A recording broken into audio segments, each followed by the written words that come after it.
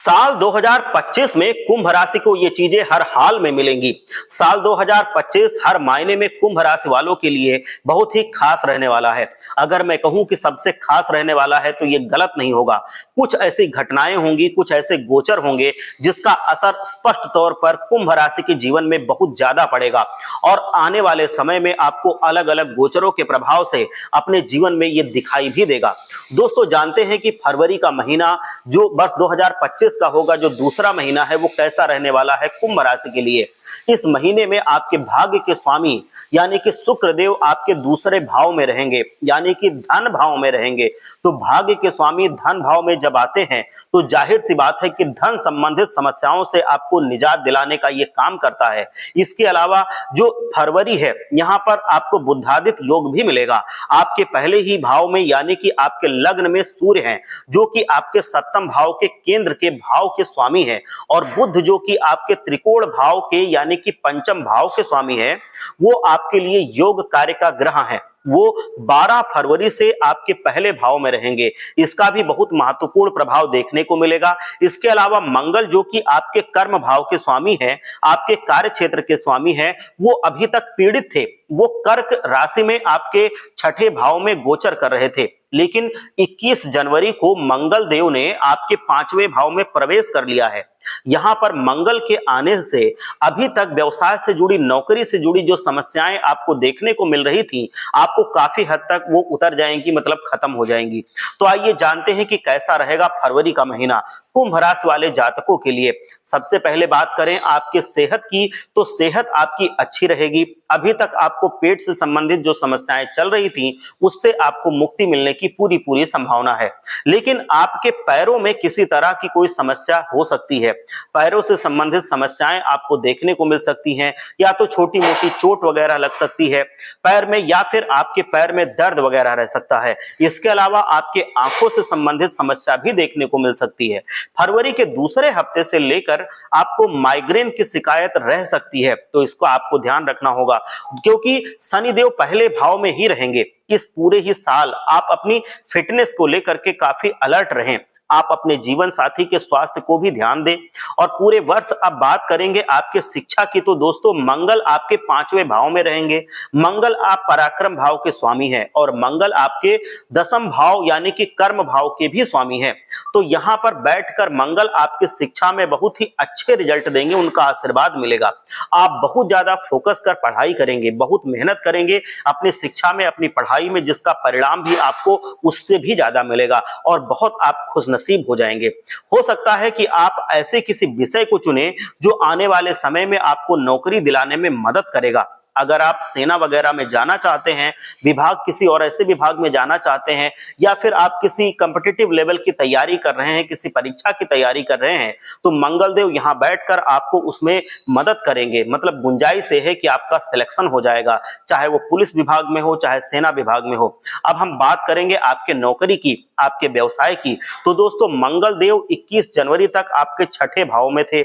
मंगल देव आपके दसम भाव के स्वामी हैं, और मंगल देव नीच चल रहे थे। और जनवरी के महीने में जिस वजह से आपको समस्याओं का सामना करना पड़ रहा था, क्योंकि जब कर्म का भाव स्वामी नीच हो जाए तो पीड़ित आपको वो कर देता है, चाहे रोग हो, चाहे ऋण संबंधित दिक्कतें हो, या कोई शत्रु से दिक्कत हो, तो ये सब दिक्कतें झेलने को मिलती है। व्यापार में, नौकरी में हर जगह समस्याएं आना तय होता है। लेकिन 21 जनवरी से मंगल देव आपके पांचवें भाव में रहेंगे, और जैसे ही मंगल देव यहां पर आएंगे, आपको नौकरी और व्यापार में जो भी समस्याएं चल रही थी, उससे आपको मुक्ति दिलाने का ये काम करेंगे। दसम भाव यानी कि केंद्र भाव के स्वामी त्रिकोण में आएंगे, तो आपको काफी लाभ दिलाएंगे। दोस्तों फरवरी के महीने में आप अपने कार्यालय में, आप अपने कार्य क्षेत्र में भी बहुत अच्छा प्रदर्शन कर पाएंगे, जिसकी वजह से जो बॉस हैं वो आपसे, अगर वो नाराज चल रहे थे, तो अब वो आपसे खुश हो जाएंगे। अब वो चिढ़े नहीं रहेंगे, और वो मजबूर हो जाएंगे कि वो आपकी तारीफ करें और आपका नाम आगे प्रमोशन के लिए वो रेफर करें।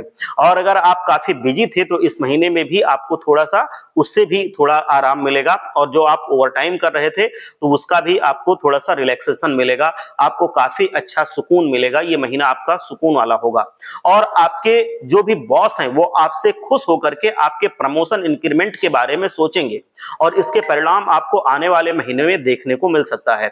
जो व्यक्ति नई नौकरी की तलाश में थे उनको सेना या पुलिस विभाग में नौकरी मिलने के बहुत अच्छे चांसेस बन रहे हैं, क्योंकि मंगल जो है वो सैनिक तो नहीं, ना ही कहीं मंगल के पांचवें भाव में आने से आपको पुलिस विभाग में या सेना वगैरह में नौकरी मिलने की पूरी संभावना को वो बढ़ा देते हैं मंगल देव।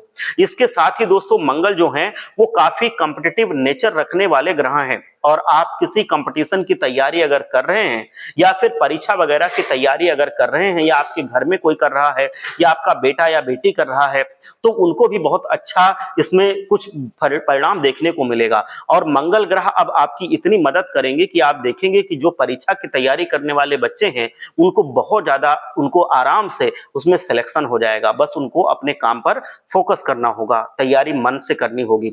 मंगल पांचवें भाव में अब आपके बैठ गए हैं, तो कहीं ना कहीं आप अपने कंपटीटर्स को पीछे छोड़ देते हैं, मतलब उनसे आगे निकल जाते हैं। आपका दिमाग अच्छा चलता है, आपका शरीर एक्टिव रहता है और जीत आपकी तय करते हैं मंगल देव। मंगल यहाँ पर बैठकर आपके मैरिड लाइफ को भी सातवें आसमान पर ले जाते हैं, और मंगल देव वो आपके सातवें भाव के कारक हैं। और सूर्यदेव 11 फरवरी तक आपके 12वें भाव में रहेंगे, तो कहीं ना कहीं आपके स्पाउस की, आपके हस्बैंड या वाइफ की तबीयत खराब रह सकती है, आपको ध्यान देना पड़ेगा, जिस वजह से आपको अस्पताल या डॉक्टर के चक्कर भी काटने पड़ सकते हैं। लेकिन 12 फरवरी के बाद जैसे ही सूर्यदेव आपके पहले भाव में आ जाएंगे, यानी कि आपके सातवें भाव के लॉर्ड जो हैं वो आपके पहले भाव में आ जाएंगे, तो आप अपने जो आपके पति हैं या आपके जो भी वाइफ हैं उनको आप इंपॉर्टेंस देंगे, और उनके सर आंखों पे रहने वाले हैं, मतलब वो आपसे बहुत प्रेम मोहब्बत वाली बात रहेगी। उनके लिए कुछ ऐसा जो आपने सोचा होगा वो आप पूरा करने में सफल होंगे, आप उनको खुश कर पाएंगे, वो आपको खुश कर पाएंगे। तो बहुत अच्छा प्यार मिलने वाला है, प्रेम मोहब्बत के लिए बहुत अच्छा ये महीना आपका रहने वाला है। आप अपने पति या पत्नी को उनका सपोर्ट आप करेंगे, वो आपका सपोर्ट करेंगे। तो 12 फरवरी के बाद शादीशुदा जोड़ों के लिए या जो प्रेमी प्रेमिका हैं उनके लिए बहुत अच्छा समय साबित हो सकता है। बहुत छोटी मोटी बातों पर जो तकरार थी, जो डिस्प्यूट चल रही थी, वो डिस्प्यूट भी, वो तकरार भी अब खत्म हो सकती है। और आप अपने जो भी पति पत्नी हैं वो एक दूसरे के साथ कहीं मिल के घूमने जाने का भी पर एक प्रोग्राम बना सकते हैं, और घूमने जा सकते हैं, वो बहुत ही सुखद यात्रा रहेगी। 12 फरवरी के बाद मैरिड लोगों के लिए बहुत ही अच्छा समय बन रहा है। बात करें प्रेमी जोड़ों की, तो मंगल आपके पांचवें भाव में रहेंगे।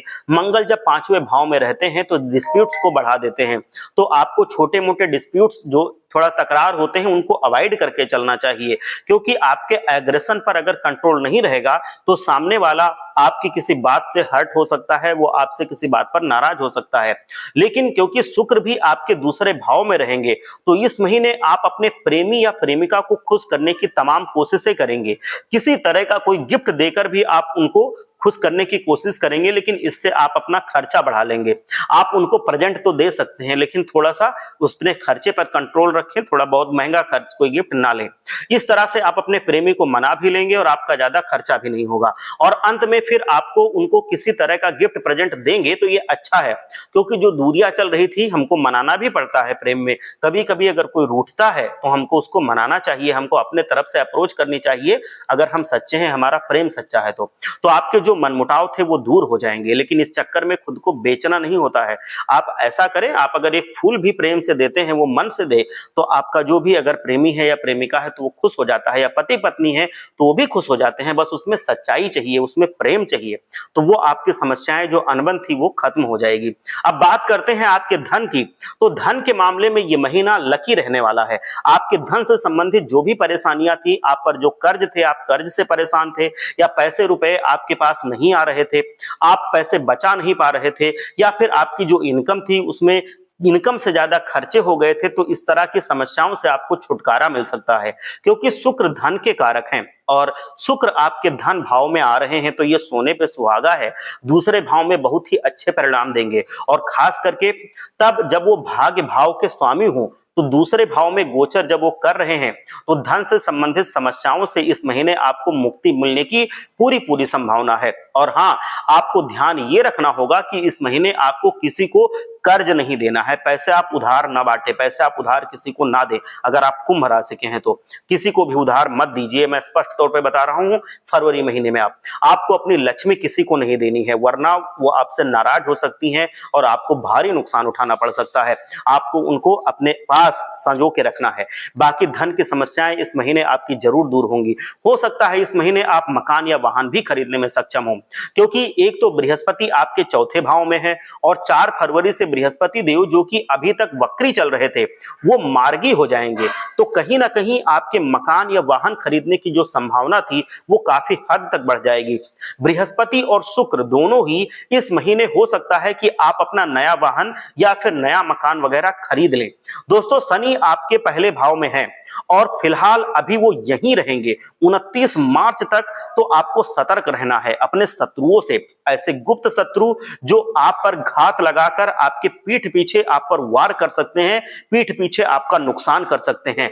ऐसे शत्रुओं से आपको काफी सावधान रहने की सख्त जरूरत है, क्योंकि शनि जब पहले भाव में होते हैं तो आपके शत्रु काफी बढ़ जाते हैं और वो एक्टिव रहते हैं, आपके दुश्मन बढ़ जाएंगे। ऐसे शत्रु जो सामने से दिखाई नहीं देंगे, जिनको हम गुप्त शत्रु बोलते हैं, वो काफी हद तक बढ़ जाते हैं, उनकी शक्तियां बढ़ जाती हैं। उनसे आपको सतर्क रहकर बचकर रहकर चलना होगा और किसी भी बेवजह फिजूल में झगड़ा करने से बचना होगा। कहीं पे भी आप किसी के झगड़े में, किसी के तकरार में, किसी दूसरे की बात में अपना हस्तक्षेप करने से बचें। अब अगर बात करें उपाय की, तो दोस्तों आप अपने घर में समी जी का जो पौधा होता है, समी का पौधा आपने नाम सुना होगा, तो समी का पौधा आप लगाइए। उस पौधे में आप प्रत्येक शनिवार को सरसों के, शुद्ध सरसों के तेल का दिया जलाइए, दीपक जलाइए। अपने जीवन में जो भी नकारात्मकता चल रही थी या फिर जो शत्रु आपको परेशान कर रहे थे, तो आप अपने घर में प्रत्येक मंगलवार और शनिवार को आप जो समी का पौधा है वहां पर आप शुद्ध सरसों के तेल का दीपक जलाएं। और आप क्या करें कि मंगलवार और शनिवार को भी नमक से आप पोछा लगाएं, मतलब जो पोछा का पानी होता है उसमें आप नमक थोड़ा सा मिला लें और तब पानी लगाएं। दोस्तों, पानी जिस तरह से आपके घर में पोछा आप लगाते हैं वही करना है, लेकिन उसमें थोड़ा नमक आपको डाल के करना है, पोछा लगाना है मंगलवार और शनिवार को। इससे आपके घर की नकारात्मकता दूर होगी, आपके शत्रु जो है वो आपको नुकसान नहीं पहुंचा पाएंगे, शत्रुओं की संख्या घटने लगेगी, उनका मानसिक परिवर्तन होगा। इसके अलावा दोस्तों आपको प्रत्येक शनिवार को काले कपड़े में काला तिल डालना है और इस कपड़े को लपेट करके पोटली बना करके जाकर के किसी शनि देव के मंदिर में छोड़ करके आना है। उसको वापस आपको मुड़कर नहीं देखना है। वो आपने पोटली बना ली, शनि देव के मंदिर में चले गए, पूजा अर्चना की, उसको वहीं पर रखकर आप चले आइए, चुपचाप पीछे मुड़ के ना देखिए, अपने घर पर चले आइए। ये उपाय भी बहुत कारगर होता है अपने शत्रुओं से मुक्ति पाने में। ये उपाय आपके जीवन में जो रुकावटें आ रही थी, जो समस्याएं आ रही थी, उनको भी दूर करता है, शत्रुओं से मुक्ति दिलाता है और आर्थिक समस्याएं जो होती हैं वो भी आपकी धीरे धीरे करके दूर हो जाती हैं। शनि देव का जो एक प्रकोप चल रहा था वो कम होता है, शनि देव आपसे रुष्ट नहीं रहते हैं, शनि देव प्रसन्न हो जाते हैं और आपके जीवन के जितने क्लेश थे, जितनी दुविधाएं थी, परेशानियां थी, वो धीरे धीरे करके कम हो जाती हैं। तो ये उपाय कुंभ राशि के जातकों को जरूर करना चाहिए। आप लोग अपने आप का ख्याल रखें, हमारे साथ जुड़े रहें, चैनल को सब्सक्राइब करें, लाइक करें और भी अपने दोस्तों को इसको शेयर करें। तो आप अपना ख्याल रखें और एक बार सच्चे मन से शम शनिश्चराय नमः जरूर बोलें और एक बार आप जय माता लक्ष्मी का भी एक बार जयकारा लगा के जाएंगे, जिससे वो सीधे तौर पर आपको अपना आशीर्वाद दे सकें, आपके घर में वो आ सकें। हर हर महादेव, जय लक्ष्मी माता।